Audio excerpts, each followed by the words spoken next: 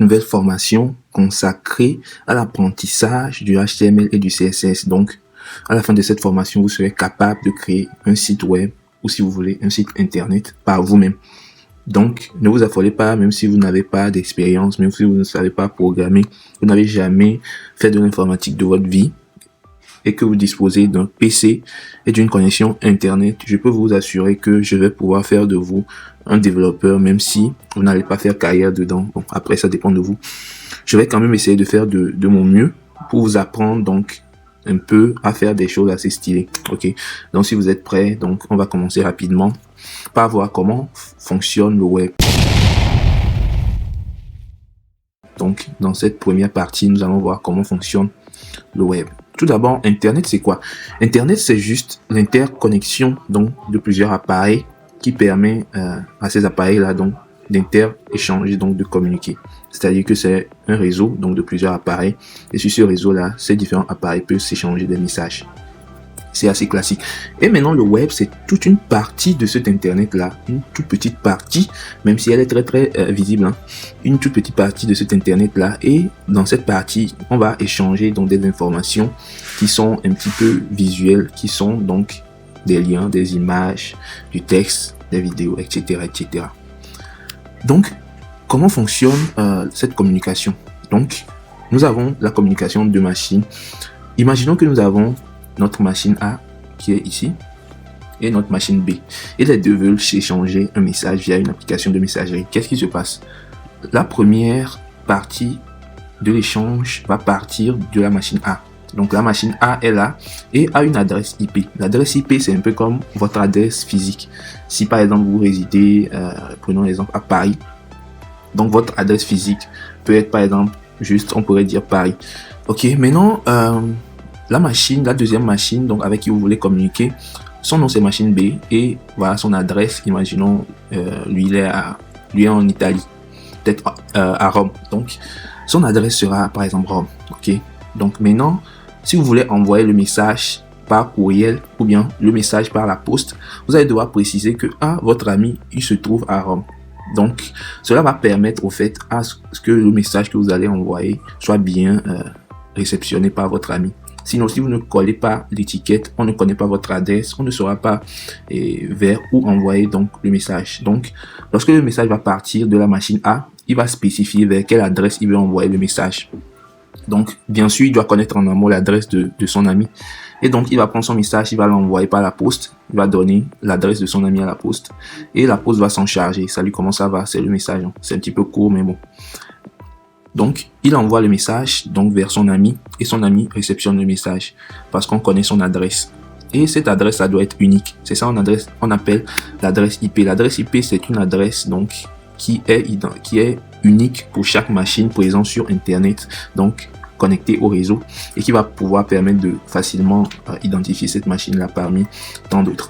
Donc, une fois que le message est envoyé, votre ami réceptionne le message et lui aussi peut accuser réception ou envoyer simplement un autre message puisque lui aussi connaît votre adresse. Il peut encore envoyer le message là et on peut également, la poste peut s'en charger donc de venir prendre donc sa lettre et de vous le renvoyer. Ok, donc là vous venez de voir un peu comme ça se passe dans la vie réelle, comment ça se passe également dans le monde de l'informatique. Donc l'envoi et la réception de messages donc s'appuie sur une adresse qu'on appelle adresse IP qui est unique, rappelons-le, sur le réseau.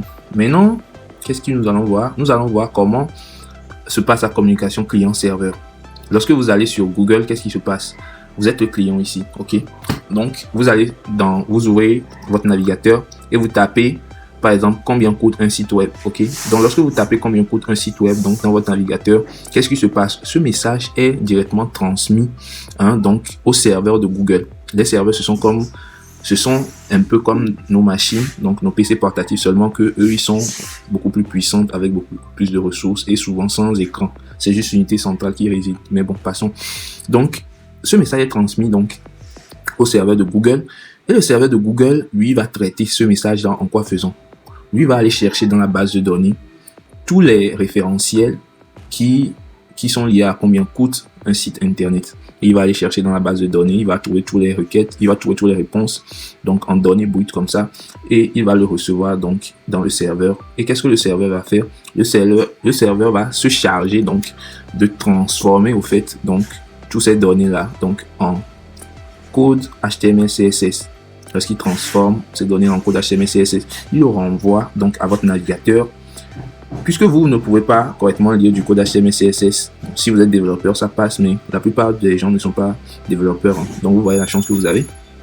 Donc votre navigateur va traduire donc ce code HTML CSS là et va le rendre comme ça, et va le transformer donc en visuel que vous allez pouvoir voir ainsi. Donc votre navigateur est un peu comme un intermédiaire entre vous donc et le serveur de Google.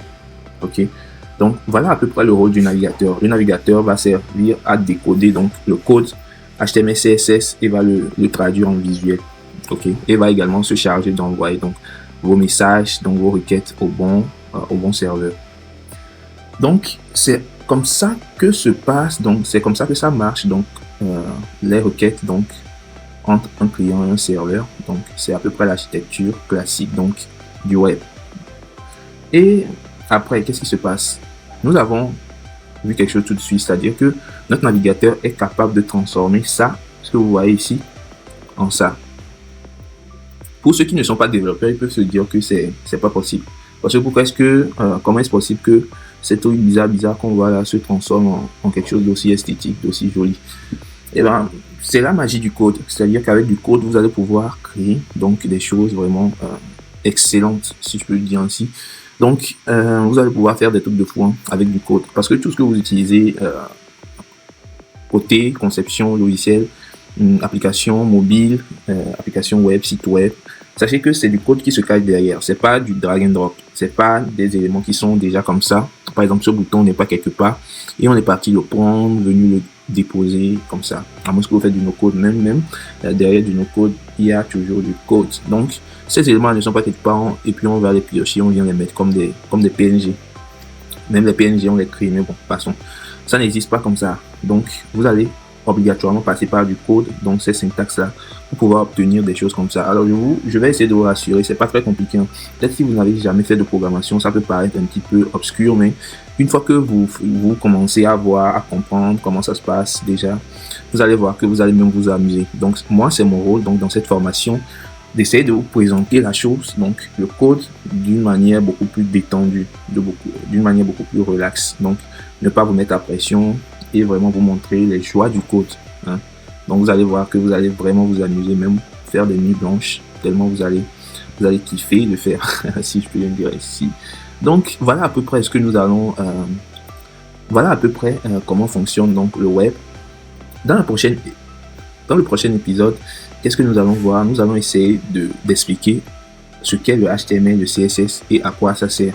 Donc si vous avez aimé la vidéo, le petit pouce bleu, n'hésitez pas à poser des questions en commentaire. Abonnez-vous pour ne pas rater la suite de la formation, parce que si vous êtes débutant et que vous voulez vraiment commencer à créer des sites internet, pourquoi pas pour gagner de l'argent ou pour vos projets personnels, franchement, vous êtes au bon endroit. On se dit à la prochaine. C'était Tout Puissant G. Bye.